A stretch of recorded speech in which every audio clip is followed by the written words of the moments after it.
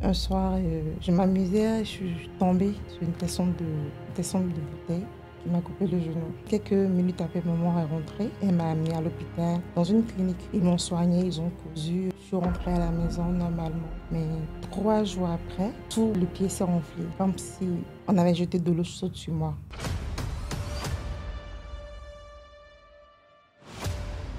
J'ai fait 9 mois au CNH avec le soutien des parents. Quand je suis rentrée à la maison, la rentrée qui a suivi, vu que mes soeurs, tout le monde allait à l'école, je disais à mon père que bon, il faut que je reprenne mes classes. Et ma maman, elle voulait pas, elle se disait non, ma fille. Bon, pour elle, j'étais malade en fait.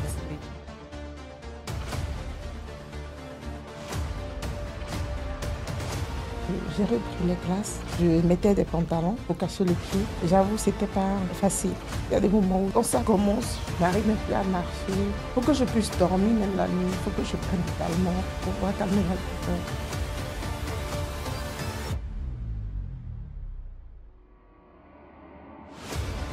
Mais alors, comment tu as vécu ce mal en tant que femme déjà? Comment tu as fait pour supporter cette douleur-là? J'avoue, c'était pas facile. Je ne suis pas du genre à me plaindre, même si ça ne va pas. C'était un défi que je devais relever à chaque fois. En journée, je suis forte, je montre que tout va bien en fait. Mais le soir, c'est le moment pour moi de me libérer. Comme le dit, pleurer, ça fait du bien.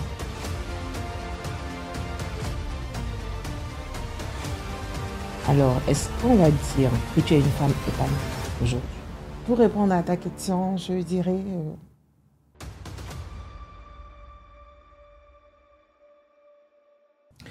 Mesdames et messieurs, bonjour, bonsoir, quelle que soit l'heure à laquelle vous nous suivez. C'est le numéro 2 de notre podcast Femmes épanouies. Je suis ravie de vous retrouver après un long moment. Ça fait longtemps qu'on a partonné.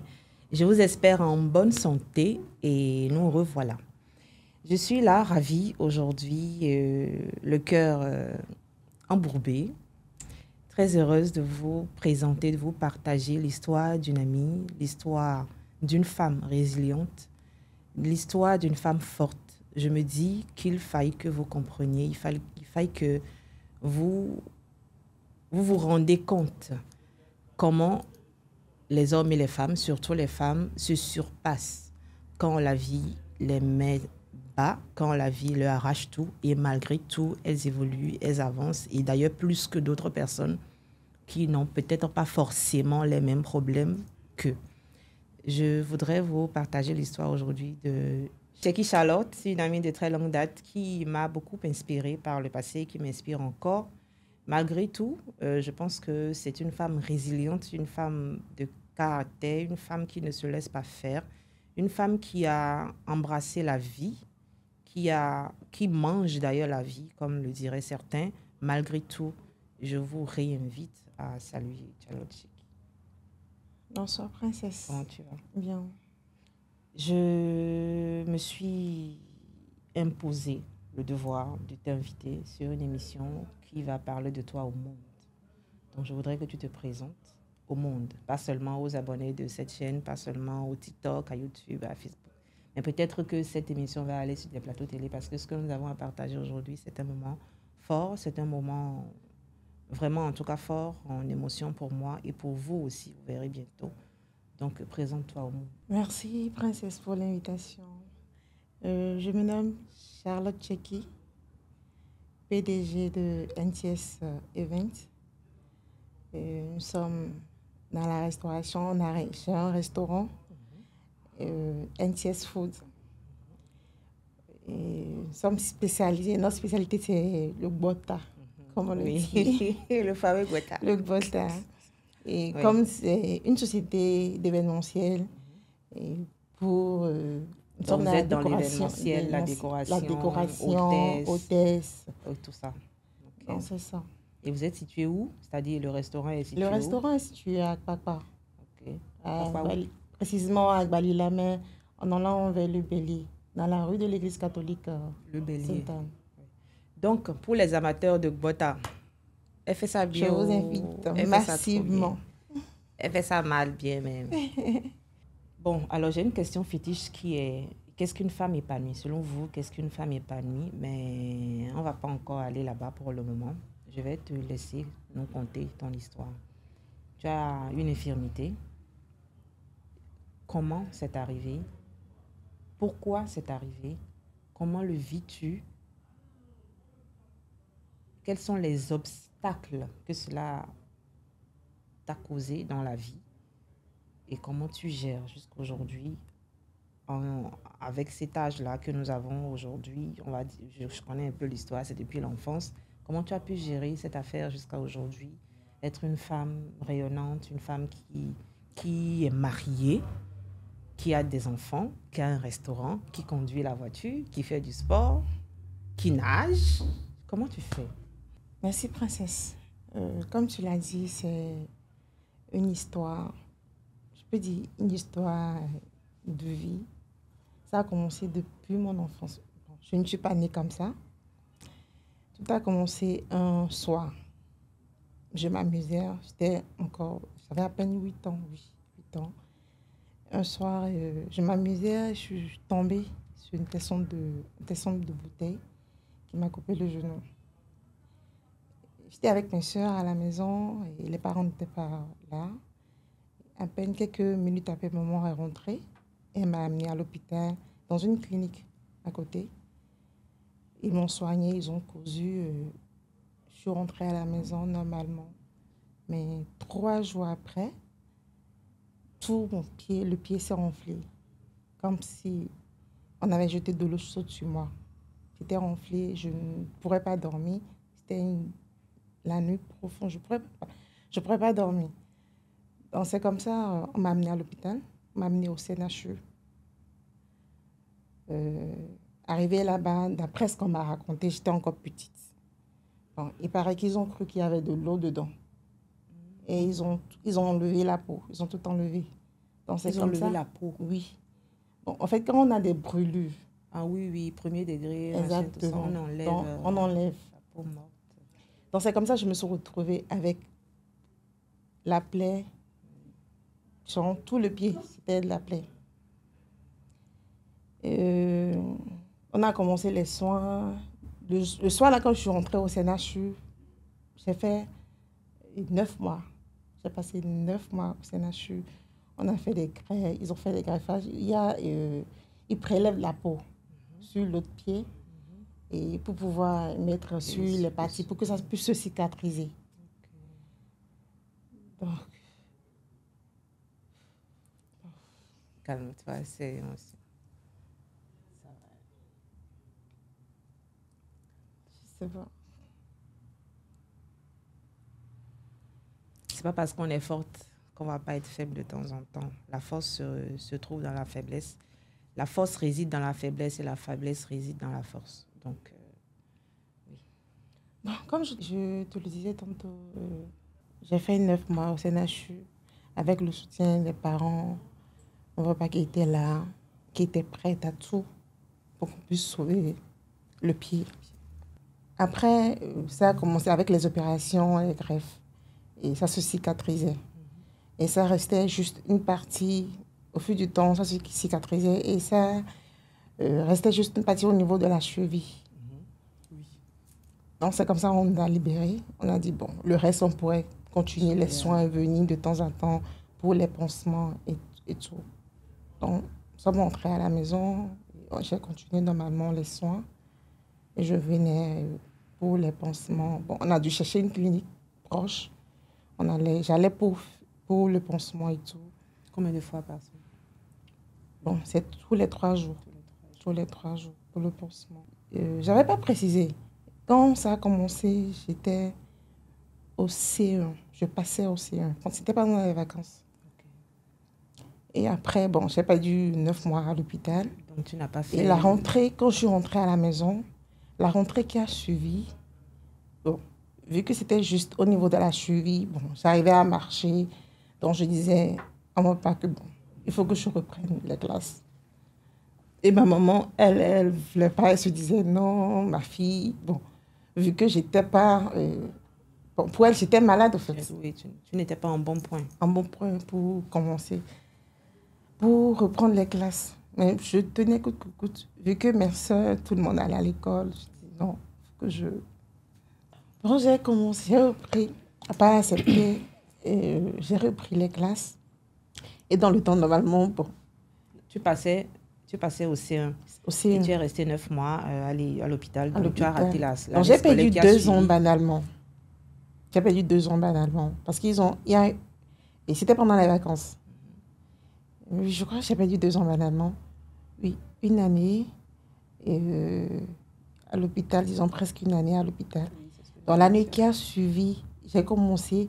Mais au lieu de reprendre le C1, j'ai commencé au CP. Pourquoi? En 2e année. Parce que je passais au C1. Vu que j'ai perdu 1 année à la maison, bon, mon niveau, on s'est dit, bon. Okay, que tu ne pourrais pas rattraper. Donc, j'ai repris le CP. Le CP, c'était comme ça. Donc, c'était une école privée, mais bon. Normalement, les filles portaient la robe. Mais vu mon problème au pied, en fait, c'est cicatrisé, mais bon, c'était pas, comment on dit, joli à voir. Donc, c'était pas esthétique. Donc, je ne pourrais pas mettre la robe. Donc, je mettais des pantalons pour cacher le pied. Donc, comme ça, on ne va pas négocier. Bon, ils ont accepté pour que je puisse mettre un pantalon pour aller à l'école. C'est comme ça que j'ai commencé l'école, le CP. J'ai eu mon CEP. J'ai continué. Mais bon, j'avoue, ce n'était pas facile. Parce qu'il y a des moments où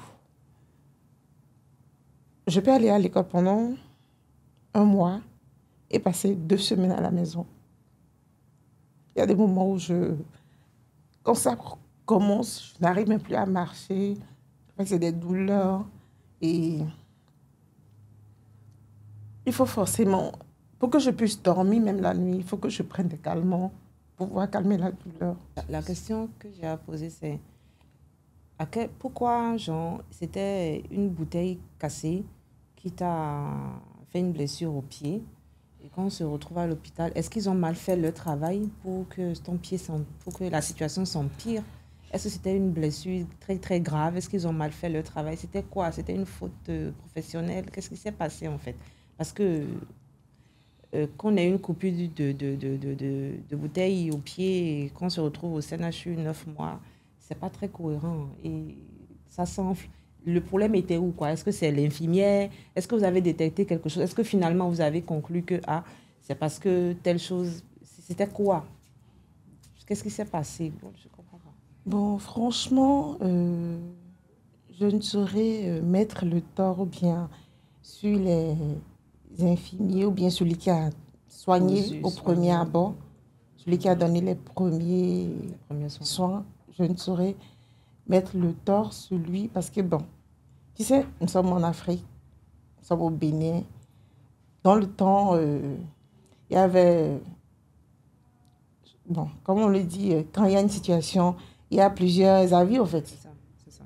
C'est pas naturel, comme tu l'as dit, genre bon, c'est-à-dire qu'on ne connaît pas exactement la source. Exactement. Donc, je ne saurais dire que, bon, c'est parce qu'on n'a pas l'infirmier qui a soigné a mal fait son taf, ou bien arrivé au CNHU, eux, ils ne devaient pas enlever la peau. Et ils l'ont fait, et ça s'est aggravé. Franchement, je ne saurais le dire.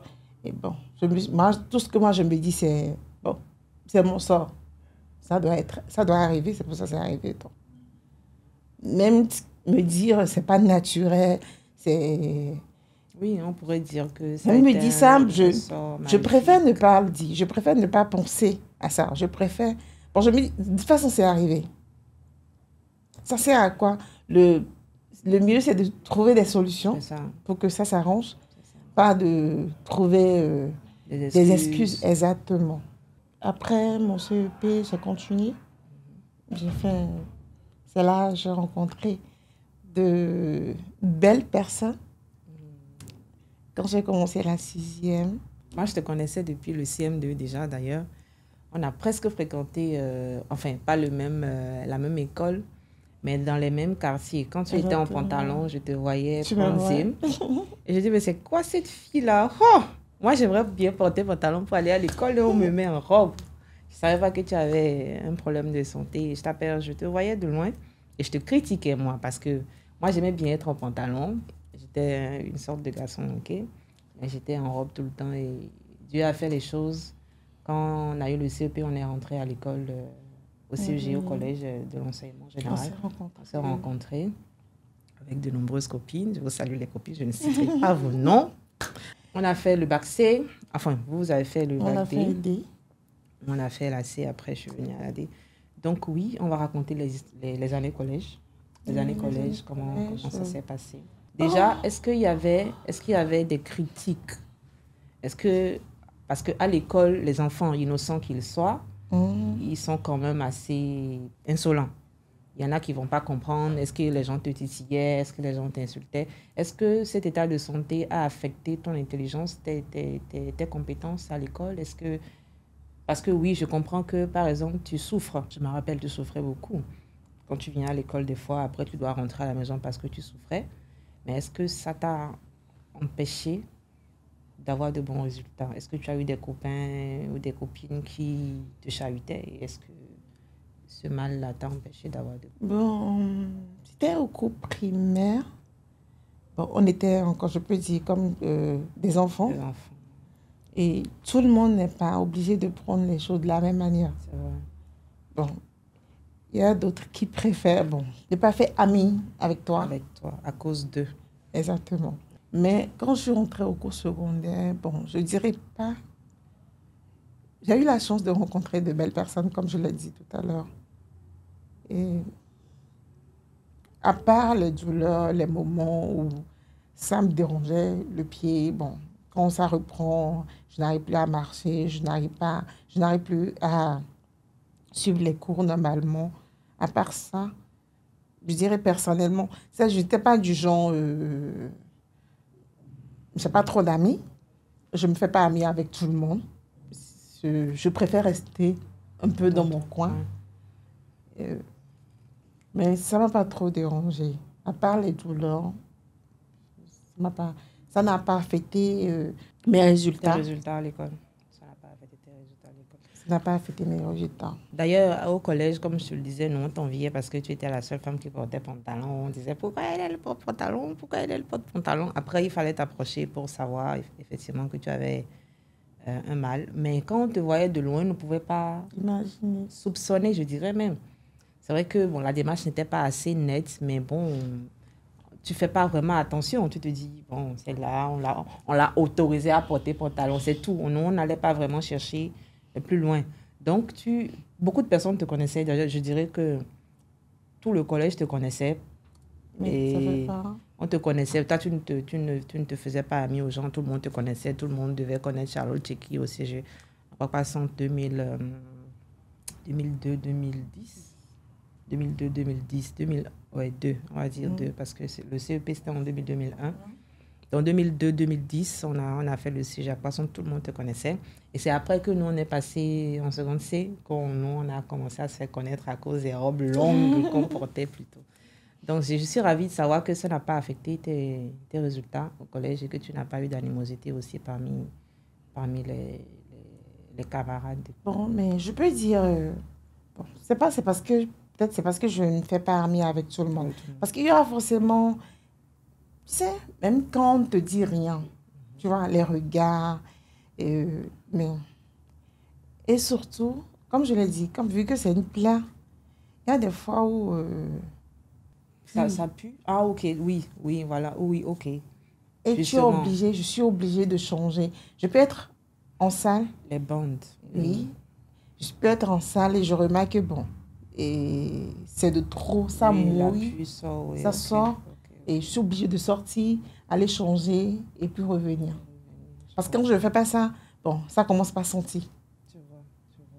Et ça dérange. Ça dérange. Ça va te déranger. Ça va déranger. Ça me dérange, ça dérange les camarades.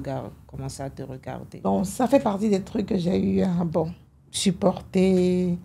Sinon, à part ça, personnellement, personne ne s'est approché de moi, s'est moqué de moi aux vêtements comme ça. Non.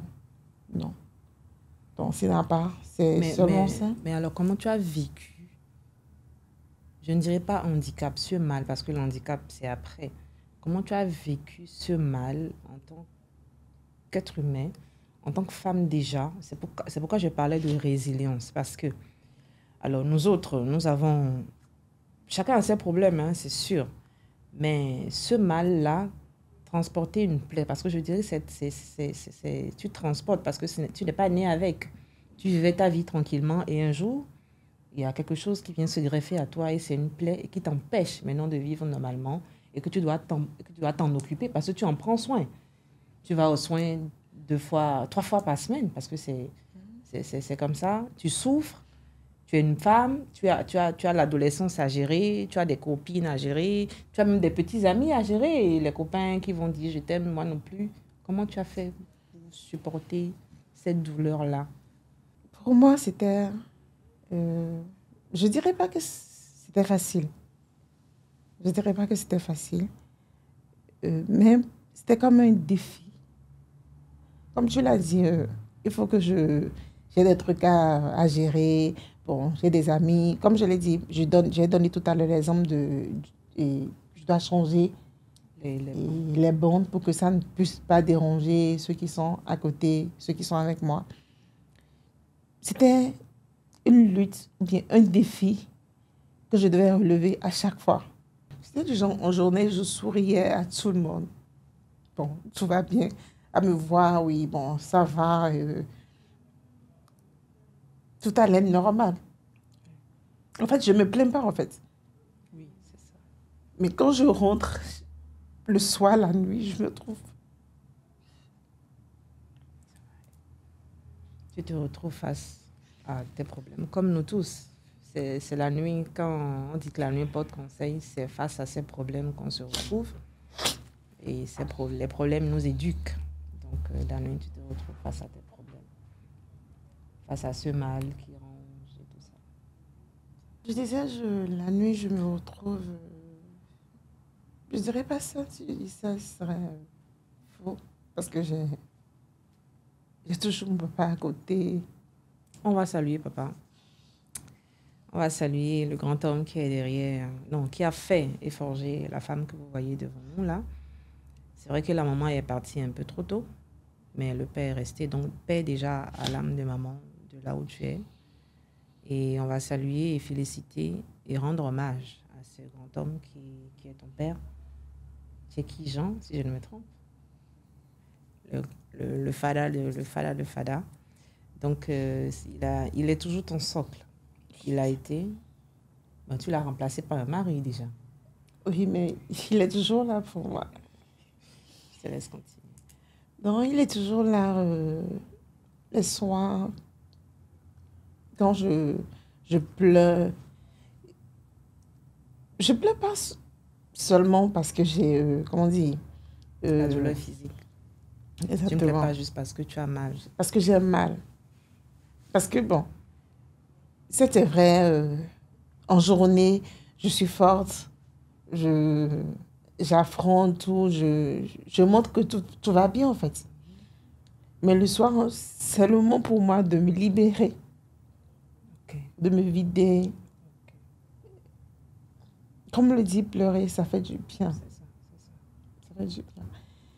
Et ce qui compte, ce que je dis souvent, c'est, pour moi, l'apparence, genre, ce que je montre aux autres, ça compte.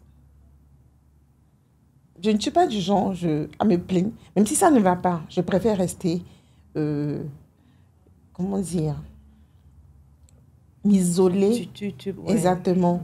Mais à chaque fois, je me retrouve seule la nuit. Je fais tout pour trouver une bonne raison de pouvoir me lever le matin, de sortir, la tête haute, comme d'habitude. Parce que ce que je me dis souvent, c'est quoi? Il n'y a rien. On dit, c'est ce que tu peux supporter, comme on le dit souvent. Ce que tu peux supporter. Que Dieu te donne. Exactement. Ouais. Et si il a permis cela, ça veut dire que je peux supporter. Et je vais en sortir la tête haute. Donc, c'est ce que je me dis souvent. Et ça me permet de me relever, de continuer, de me battre. Et je me rappelais dans le temps, je disais souvent à mon papa, quand on allait à l'école, genre, on doit tout faire pour réussir. Et quand il me demandait qu'est-ce que je veux demain, genre, et ce que je veux devenir, je lui disais que je voulais être docteur, pouvoir me soigner, genre, trouver solution à mon problème. Bon. Ça, j'ai pas pu devenir docteur. J'ai pas pu, mais Tu as essayé d'être docteur? c'est pour ça que j'ai fait l'AD. C'est pour ça que j'ai fait l'AD. Mais à un moment donné, bon, j'ai dit, je veux plus. Après le bac D, Être docteur, déjà, c'est très compliqué. c'est compliqué. C'est quoi, 11 Et- ans d'études, c'est énorme, je veux dire. Est-ce que je vais dire découragée? Ce qui m'a démotivée, c'était quoi? Je me suis dit, je me suis mis à calculer le nombre d'années qu'il me reste à faire. Et surtout pour quand on allait au bac, la première année, non, deuxième année. Moi, j'ai eu, première année, on a fait ensemble, ça n'a pas marché. Deuxième année, euh, je n'arrivais pas à suivre correctement les cours. Moi, j'ai eu le bac au CGCUA. Oui. Je n'arrivais plus à suivre les cours. Ça m'a tellement... En fait, le pied, ça m'a tellement dérangé. C'était pas du tout facile. Et j'ai échoué une deuxième fois. C'est la troisième fois que j'ai pu suivre les cours. Bon, en tout cas, c'était pas facile, mais j'ai pu obtenir le bac. Donc, je me suis dit, je me suis à calculer, bon, si à chaque fois, je dois aller au cours pendant un mois, rester à la maison 2 semaines et tout ça. Et devenir docteur. Exactement. Donc, c'est là, je me suis dit, même si je ne suis pas docteur, il suffit juste de travailler. Et demain, même si j'ai mon argent, je peux voyager. Soigner, exactement, me soigner. Et j'avais en tête, je me disais, bon, c'est un truc qu'on ne peut pas faire ici. Je me disais souvent ça, je me dis, c'est un truc qu'on ne peut pas faire ici. Parce que, imaginez, C1 jusqu'en terminale, la plaie était toujours là. J'étais toujours là. En fait, j'ai grandi avec la plaie. Je l'ai gardée pendant des années. Donc, C'est un à terminale déjà. Si on considère 2 terminales, ça fait 8 ans, ça fait beaucoup. Ça fait beaucoup. Plus de 15 ans. Et là, on s'est arrêté d'abord à la terminale. On n'a pas encore fait l'université. Donc, du coup, je me disais qu'on n'allait pas pouvoir trouver une solution ici. Il fallait que, bon, je trouve autre chose à faire. L'essentiel pour moi, c'est de grandir et de réussir ma vie pour pouvoir me soigner. C'était ça mon objectif. C'était ça mon objectif. Mais après le bac, j'ai eu mon BTS. J'ai continué. J'ai fait marketing et action commerciale. J'ai continué, j'ai eu le BTS, licence en marketing et action commerciale. Et je me rappelais, c'était au temps de... J'avais commencé une formation à MCB. Okay, oui, Après, call center. oui, notre de call center. Mais après la première année, depuis la première année, avant la deuxième année, mon papa, il est couturier. Donc, vu que je faisais marketing... Styliste, pardon. Mon papa, il est styliste. Donc, vu que je fais marketing à son commercial, d'abord, je suis du genre timide.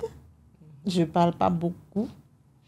Donc, je me suis dit, normalement, quand tu fais marketing, tu vas devoir rencontrer des gens, ouais, c'est convaincre. tout. Donc, pour pouvoir me former, genre, m'adapter à ce que j'ai choisi et tout, je demandais à papa de faire des tenues que j'amenais dans les bureaux et pour pouvoir, comme job de vacances.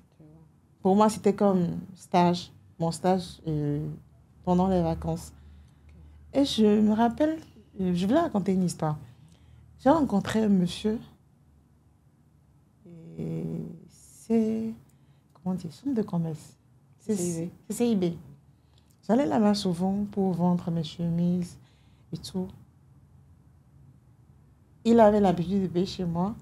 Et un jour, il fut un moment où je ne venais plus.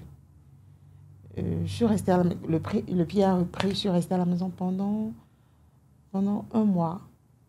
Et quand j'ai repris, je suis revenue le voir. Il m'a dit, toi tu as voyagé, c'est Cotonou, c'est quoi tu as laissé ton business et tout. J'ai dit non. C'est là que je me suis mis à lui raconter mon histoire, genre, je l'ai dit. Il te voyait malade, mais il ne comprenait pas, il ne savait pas. Pour lui, genre, j'étais même pas malade. J'étais pas malade, parce que tu étais en pantalon et tu étais... J'étais toujours en pantalon, il n'a jamais su, au fait.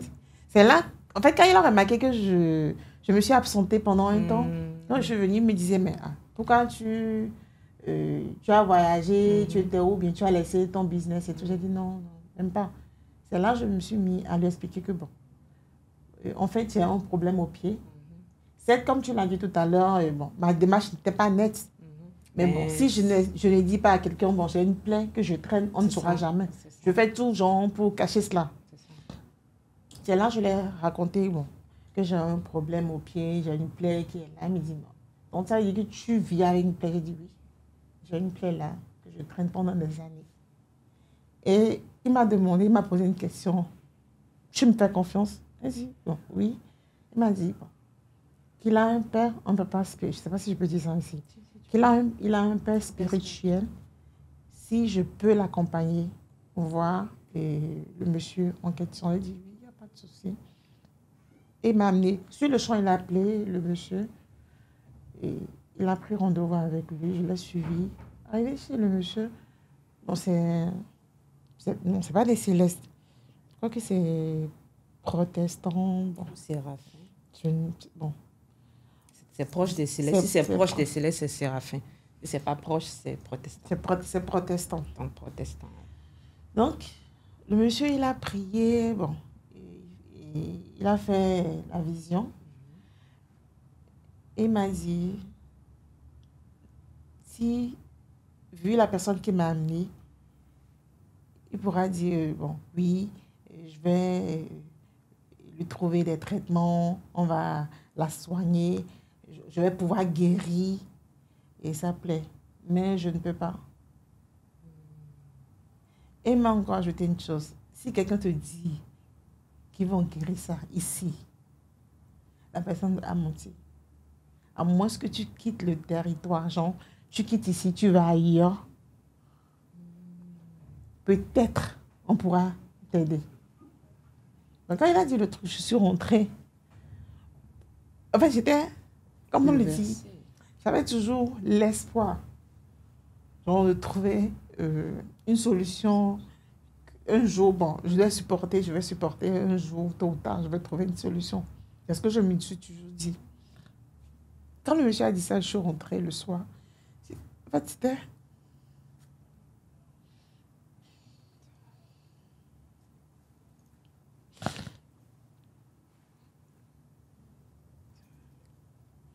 C'était comme si, genre, j'avais plus d'espoir. Genre, c'était fini, genre. Qu'il n'y avait plus rien à faire, comme il a dit. Mais je me suis dit une chose. Bon, s'il n'est pas Dieu, de toute façon, bon, tant que je vis, tant que le truc ne te tue pas. Exactement. Je continue. Bon, la vie continue. Et comme tu le sais très bien, c'est quand je suis seule, souvent quand je suis seule à la maison, ou bien quand je me retrouve seule, ou bien quand je sens les douleurs. Parce que j'ai appelé, je prenais des calmants tous les jours, matin, soir. Parce que quand je ne prends pas, je n'arrive pas à dormir. C'est quand je commence pas à sentir, bon, j'ai mal. Il y a même des fois, j'oublie même que j'ai un problème, en fait. Ça ne m'empêche pas de sortir, ça ne m'empêche pas de faire la vie. C'est ça. Ça ne m'empêche pas de... C'est une mangeuse de life, hein. Elle va en boîte de nuit, elle nage, elle conduit, elle fait le sport. Ça ne m'empêche pas de danser, de faire ce que je veux. Bon, pour moi, c'était... bon, c'est toujours le moyen pour moi de... Comment dire? D'oublier. D'oublier, bon, qu'il y a un truc qui te freine. Qui devrait te freiner. Qui devrait me freiner. Donc, je suis passée tout ça. C'est en cela que je parlais de résilience, en fait. Ça, avoir une plaie au pied, c'est quelque chose qui freine. C'est même pas qui devrait freiner, c'est quelque chose qui freine. Et surtout, dans ce contexte africain où on n'a pas forcément de grands moyens pour solutionner ces choses-là, où on va aller vers je dirais ça comme ça, hein, les féticheurs, les marabouts, les célestes, les catholiques, toute personne qui te dira j'ai le moyen de te soigner, tu vas courir vers ces gens-là. Et tu y vas, on te dit que ça ne pourra pas.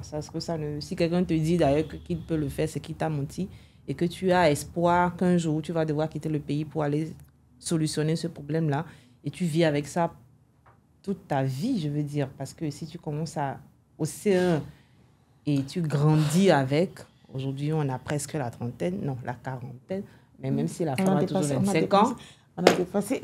Même si une belle femme a toujours 25 ans. Toujours.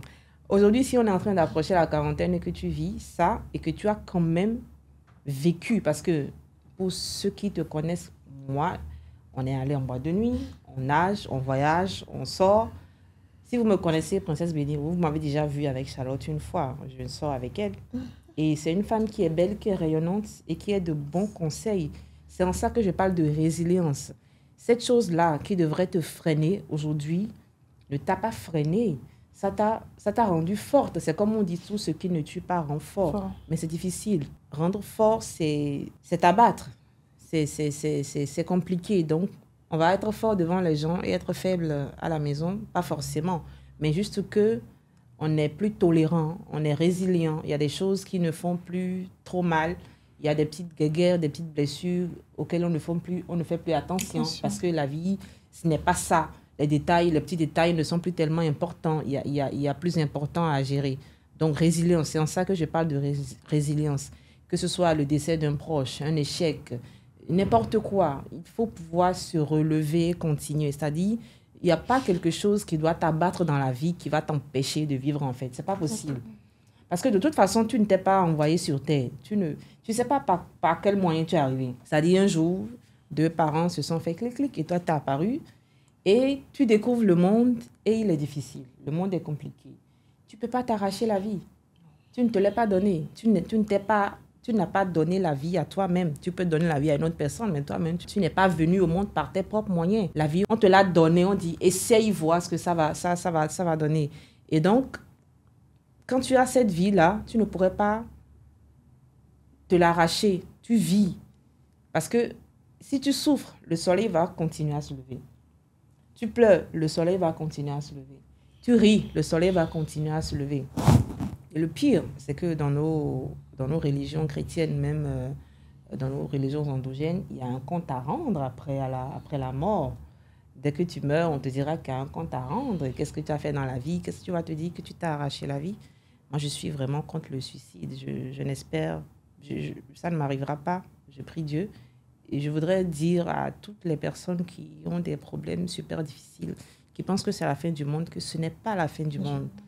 Ce n'est pas la fin du monde. Du jour au lendemain, quelque chose peut changer. Même si quelque chose ne change pas, il faut trouver l'énergie dans ce mal que tu as là. Il faut trouver une raison. Il faut dire que c'est chrétien, ça, de dire que ce qui te dépasse, Dieu ne pourra pas te le donner. C'est vrai. De toute façon, voilà qu'on t'a déjà donné. Donc, tu supportes, en fait. C'est-à-dire que même si ça t'a dépassé, ça ne pourra pas te dépasser. Même si tu vois que c'est fort, c'est très, très fort. C'est difficile, hein? C'est difficile. Mais tu ne peux pas ne pas supporter parce que tu n'as plus le choix. C'est en ça qu'on parle de résilience. Quel que soit alpha, bêta, gamma, tu continues à avancer. Même si c'est des petits pas, tu continues, tu évolues. Un jour. Puisque le sorcier, ce n'est pas lui qui t'a créé. Le féticheur, ce n'est pas lui qui t'a créé. C'est Dieu qui nous a envoyés sur Terre. Même si on va parler des scientifiques, on est transformé, les singes, les canards, les tétards, jusqu'à on est devenu des humains aujourd'hui. OK, pourquoi on n'évolue plus vers les extraterrestres? Une petite blague, grande parenthèse. Donc, résilience, continuer, quel que soit alpha, pleurer, disparaissez, mais revenez, retrouvez de l'énergie. La tête haute. Oui, la tête haute. La vie, on la vit qu'une fois.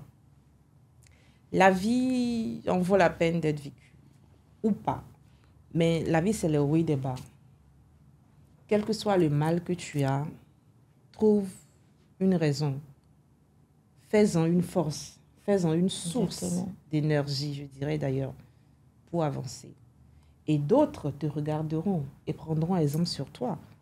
Parce que si on voit ton mal, moi je vois ton mal de loin et après de près, je me dis comment elle fait, cette dame-là, pour vivre ça et être heureuse. C'est vrai que c'est devant les gens, mais c'est quand même déjà une force de caractère de vivre heureuse devant les gens. Parce que tu aurais pu être une pleurnicharde. Tu aurais pu être quelqu'un qui se morfond, qui se confond, qui se... Mais tu n'es pas cette personne-là.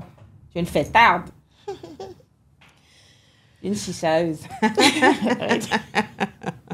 Ce que je me dis souvent pour me donner le courage, pour avancer, pour ne pas baisser les bras.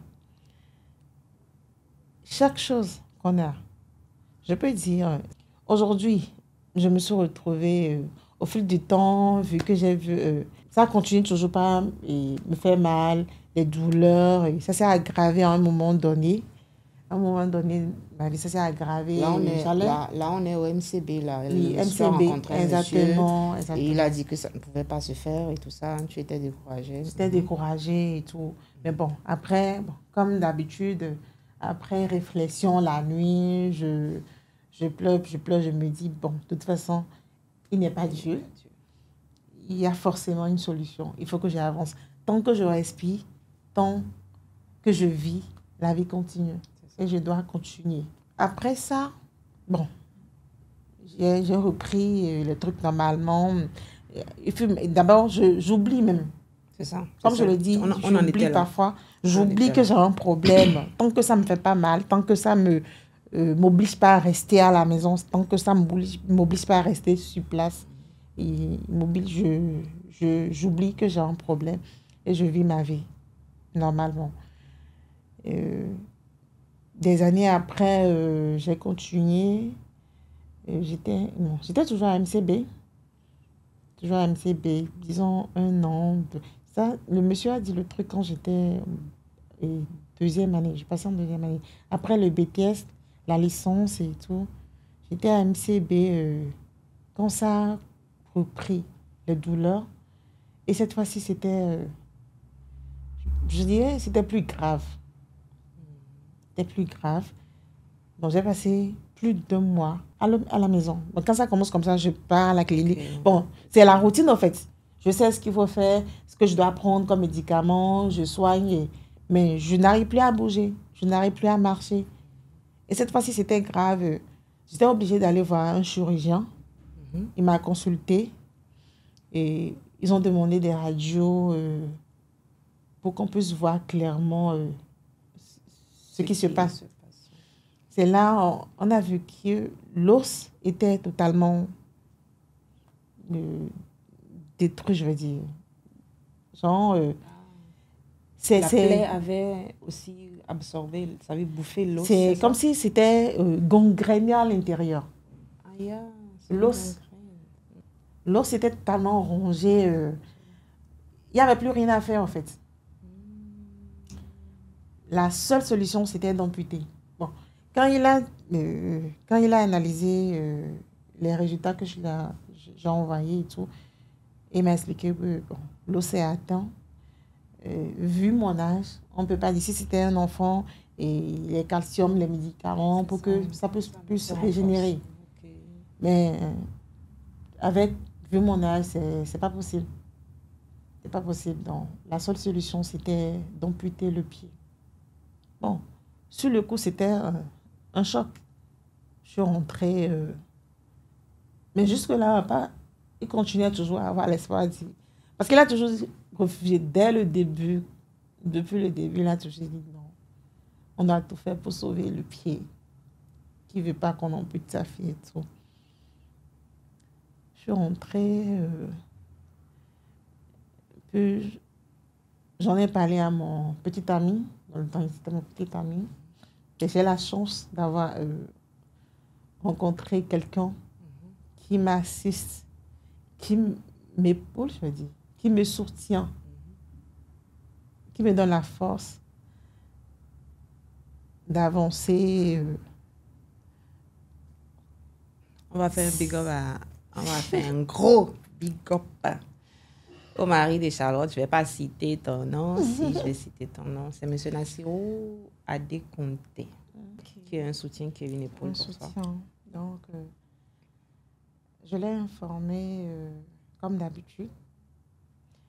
Il a su trouver les mots pour, tout au début, pour me faire comprendre que, bon, c'est lui qui a donné, c'est le médecin, c'est le premier chirurgien qu'on a rencontré. C'était le premier avis. Exactement, c'était le premier avis. Donc, il faut qu'on cherche d'autres pour voir. Donc, ce qu'on a fait, on a consulté un autre chirurgien. Et finalement, c'était les mêmes.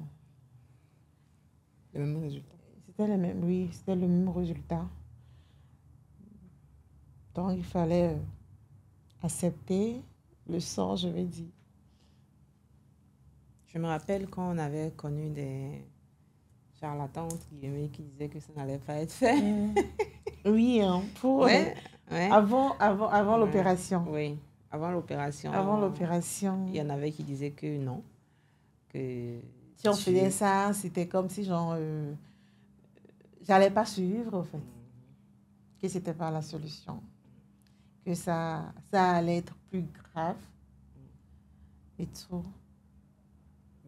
Mais Dieu. Tu en as décidé autrement.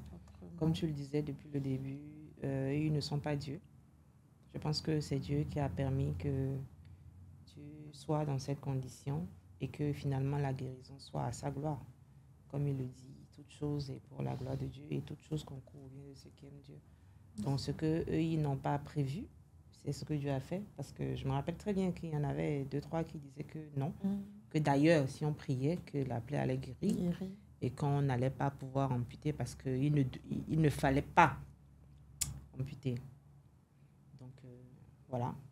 Ne vous remettez pas forcément au charlatan pour votre vie, je veux dire. Et entre parenthèses, comme tu le disais, c'est pas...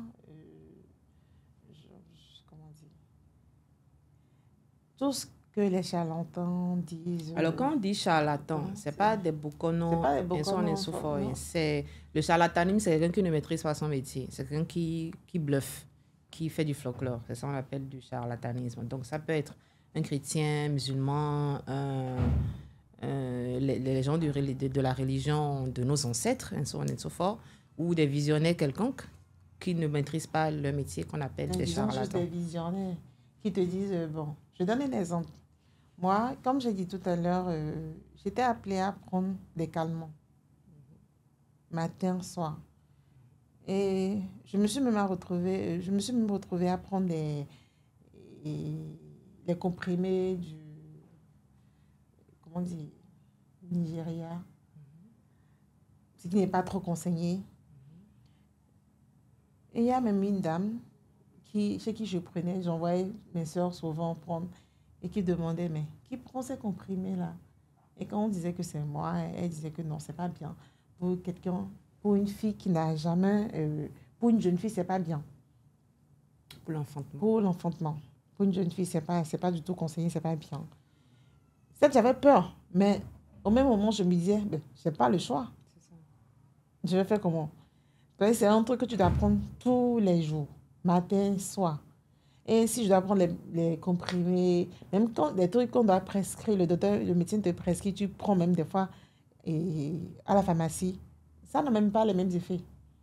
Je pense que ce que je prends chez les bonnes dames aussi, c'est plus fort en fait. Ok, je comprends. Ça calme la douleur automatiquement et je suis soulagée. Donc c'était ça qui m'arrangeait dans le temps. Donc je me disais, j'ai pas le choix. Même si on me dit... quand tu prends, c'était comme si genre tu te tuais à petit feu. Tu me tues à petit feu. C'est pas le choix. Donc je reviens sur les visionnaires. Il y en a un qui m'a dit une fois, que je ne pourrais pas faire d'enfant. Et automatiquement, quand elle a dit ça, je me suis dit, bon, de toute façon, je prends un truc qui me détruit. Déjà. Donc il a certainement raison. Il a certainement raison. Mais aujourd'hui, je suis la preuve que tout ce que les charlatans disent, c'est pas toujours vrai. Ils ne sont pas Dieu. Je peux dire même, tu as combien d'enfants? Ils ne maîtrisent pas. J'ai 2 enfants. Voilà. Une fille et un garçon. Donc, je suis la preuve que ce que Dieu a prévu pour toi sera toujours accompli. Ça, c'est clair.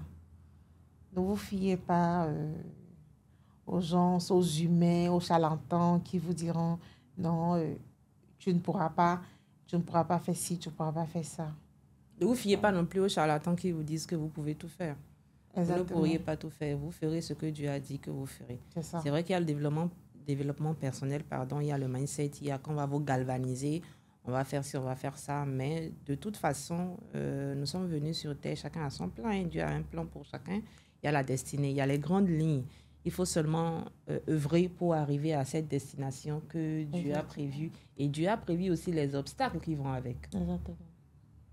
N'est-ce pas? C'est-à-dire que l'histoire avait déjà été écrite et Dieu sait comment ça allait se passer, tout ça. Mais que l'âme de l'homme souffre. Cette âme-là qui est venue sur terre dans un corps, elle est là, le corps souffre, l'âme souffre et elle subit pour la gloire de Dieu. Donc finalement, j'ai accepté avec l'aide des proches. Donc je pourrais dire que pour l'opération, j'ai accepté, je me suis dit, ce que je me suis dit et j'ai tenu, c'était quoi? Avant, j'étais obligée de cacher le pied.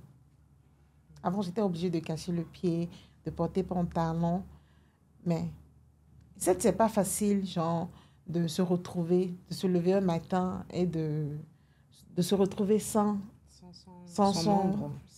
un pied, sans son membre et tout. Mais je me suis dit, c'est une solution.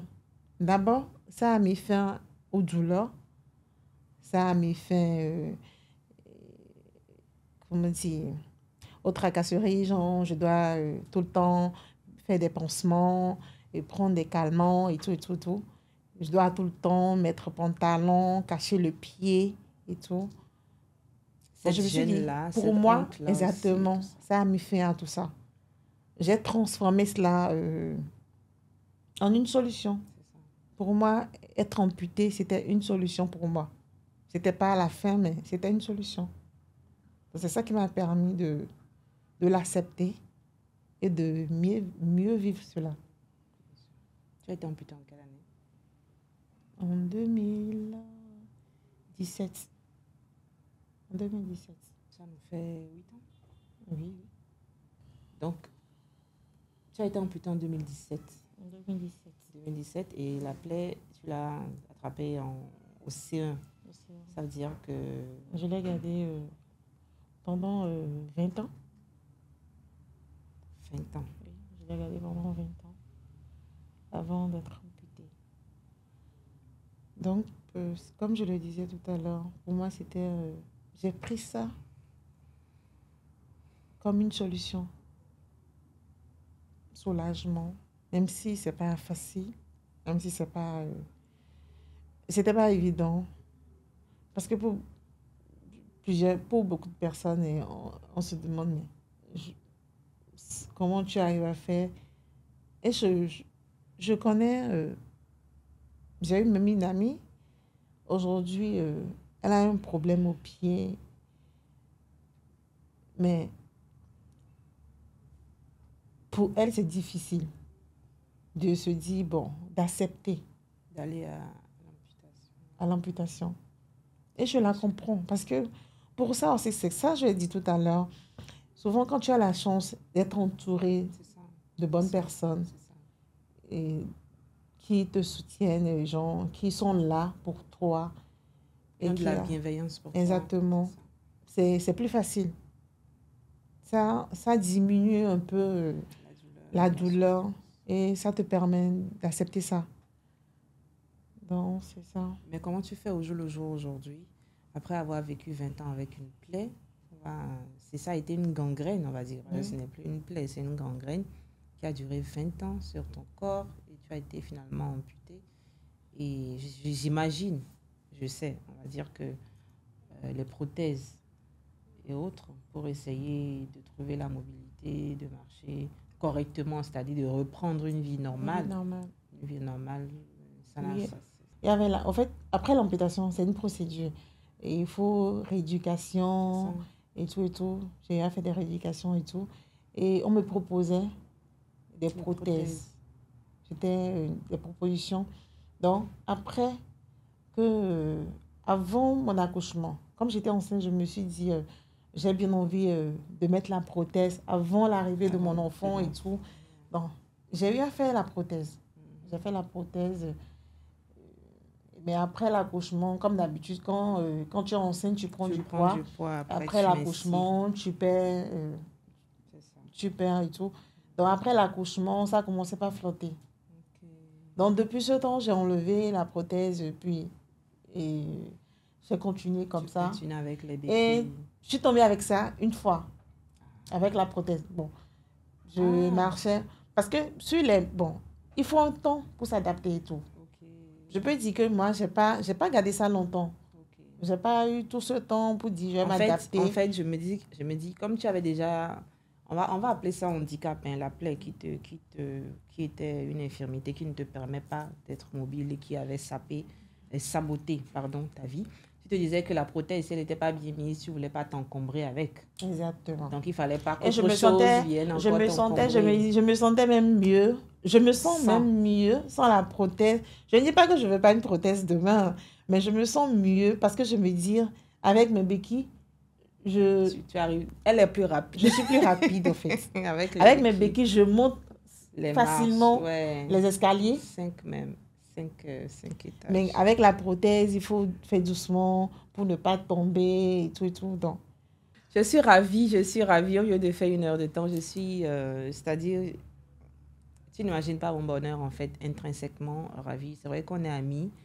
Je ne partage pas forcément ta douleur. Je la vois de loin, mais j'ai de la compassion pour toi. J'ai beaucoup d'affection et de compassion pour toi. J'ai de l'amour pour toi aussi. Et je ne sais pas comment tu fais. Je me dis, c'est louable. C'est à saluer, c'est à encourager. Il faut prendre des leçons de ça. Je ne sais pas comment tu fais. Donc, franchement, c'est pour cela que je t'invite depuis sur ce plateau pour que je vienne partager ton histoire et tu l'as partagée. J'espère que ça va édifier bon nombre de personnes. Ça va vous montrer que la vie, c'est de là à là. La vie, c'est pas forcément tout rose. Elle a eu un handicap. Elle a surmonté. Elle a des enfants. Elle a un mariage. Elle conduit sa voiture. Elle fait nage. Elle fait le sport. Donc, vraiment, je suis ravie. Je voudrais que Dieu te garde, que plein d'autres succès te surprennent, même que tu ne fasses franchement aucun effort pour que ces succès-là viennent à toi. Et que ta lumière brille, que ton étoile brille, que si on va aller un peu dans les choses ancestrales ou endogènes, que la lumière que les gens essayent d'éteindre, qu'ils ont essayé d'éteindre, maintenant luise et les aveugle, finalement, pour la gloire de Dieu. D'accord. Alors, est-ce qu'on va dire que tu es une femme épanouie aujourd'hui? Parce que l'émission, c'est Femmes épanouies. On a des thématiques. La dernière fois, on a fait une thématique de mariage, de foyer, tout ça. Aujourd'hui, on est en train de parler de résilience. On parle d'entrepreneuriat, de business, de relations, de beauté, de mode, de santé mentale, de motivation, de mindset. On parle de tout ce qui concerne la femme. Et la thématique centrale, c'est femme épanouie. Qu'est-ce que toi, tu dirais d'une femme qui est épanouie? Qu'est-ce que l'épanouissement de la femme pour toi? Et est-ce que toi, en tant que femme, tu es épanouie dans ta vie, avec tout ton parcours, avec cette résilience dont tu fais montre? Je dirais, pour moi, une femme épanouie, c'est celle qui a une conception positive de sa vie, que ce soit personnelle, professionnelle. C'est une femme qui arrive à assumer ses choix. C'est ça, assumer ses choix. Assume ses choix, qui arrive à se fixer des objectifs et met tout en œuvre pour les atteindre. Donc, pour répondre à ta question, je dirais, je suis épanouie, même si je me fixe des objectifs que j'arrive à accomplir petit à petit, même si ce n'est pas encore ce que je veux, c'est pas totalement ce que je veux, j'avance. Et je sais qu'avec détermination, avec courage, si je ne baisse pas les bras, je vais y arriver. C'est bien. Oh, j'aurais dit applaudissez. Alors, et quels sont tes projets dans le futur? Quelle est ton ambition? C'est quoi ta vie? Comment tu te projettes dans une année, 2 ans, 3 ans, 4 ans, 5 ans, 10 ans? C'est quoi les projets proches, les projets lointains? Qu'est-ce que tu aurais à faire dans la vie aujourd'hui que tu prévois? Bon, sur le plan professionnel, comme je l'ai dit tout à l'heure, je suis restauratrice dans un restaurant. Ce que j'ai toujours voulu faire, c'est d'avoir un fast-food africain. Genre, comme les fast-food. Les burgers et tout ça. Exactement, mais typiquement africain. Okay. Il y a une dame qui fait ça en Côte d'Ivoire. Oui, en Côte d'Ivoire, oui. Je ne sais plus trop. Okay. Damali Food. C'est ça doit être ça. Tu aimerais avoir un fast-food africain. Exactement. C'est mon rêve. Et je sais, bon, j'ai commencé, aujourd'hui j'ai mon restaurant. Un restaurant. Mais il n'est pas fast, c'est pas fast. C'est du food, mais c'est pas fast. C'est pas fast. Ok. Donc, avec détermination, avec la volonté surtout, je sais que je vais y arriver un jour. Donc, tu es épanouie. On est ravis de l'apprendre. Merci de m'avoir régalé sur ce plateau. J'espère que tous ceux qui auront le plaisir de nous suivre dessus ce podcast auraient appris quelque chose d'important, de très, très, très important, qui, par la grâce de Dieu, pourrait transformer leur vie. Donc, j'aimerais te demander, est-ce que tu as une dernière chose à dire, quelque chose pour clôturer, quelque chose pour motiver, pour inciter, pour encourager Je vais m'adresser à des personnes, surtout aux femmes, qui sont dans les mêmes conditions que moi. Je ne pas penser que l'handicap, c'est une fatalité, comme on le dit. Mais de se dire, autant que nous sommes, on ne peut pas avoir les mêmes choses. Toi, je peux dire, moi, je n'ai pas un pied, tu as un pied, mais j'ai forcément quelque chose que tu n'as pas. C'est ça. Ça ne tient à rien de regarder la vie de l'autre et de dire, bon, j'aimerais être à sa place. C'était vrai. Des fois, ça donne, ça nous permet la motivation de mieux faire que l'autre. Mais laisser sa vie de côté, genre de ne pas se concentrer sur sa vie. Qu'est-ce que moi j'ai de plus que l'autre? C'est ce que moi je fais souvent. Cette personne, elle a 2 pieds. J'ai pas les 2. Mais qu'est-ce que moi j'ai de plus que d'autres? J'ai quoi comme atout? C'est ça. Il faut beaucoup plus se concentrer sur ça.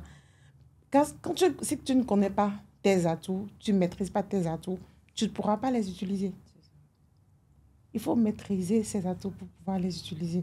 Donc, comme ça pourra t'aider à se fixer des objectifs que tu pourras atteindre. Donc, mon message, c'est pour donner du courage à des personnes, à toutes les femmes d'ailleurs, et surtout aux hommes aussi qui souffrent d'handicap. L'handicap n'est pas une maladie, n'est pas une fatalité, mais qui ont ce moins-là, cette infirmité, que ce n'est pas une fatalité. Et de penser de prendre ça comme atout. C'est ça. Parce que quand tu arrives à prendre ça, quand tu as un problème, et tu changes ça, en source exactement, d'énergie, ça t'avantage plus. C'est ça. Mais quand tu te fixes sur ce problème et tu te morfonds et tu te dis pourquoi moi, ça ne changera rien. Donc, c'est mon message à tous ceux qui vont tomber Transformez vos souffrances en motivation, transformez vos faiblesses en source d'énergie, transformez vos limites, vos insuffisances. C'est vrai qu'il faut renforcer ses compétences et ses capacités et tout ça, mais on parle de problèmes de vie. Transformez vos souffrances en source d'énergie pour avancer dans la vie. Ce sera donc le thème de cette émission que nous clôturons avec amour et joie. Je disais à l'entame que nous allons parler de résilience. Nous parlons toujours de résilience et je crois, j'espère que vous avez pris plaisir à nous écouter. Et ciao, ciao. À bientôt.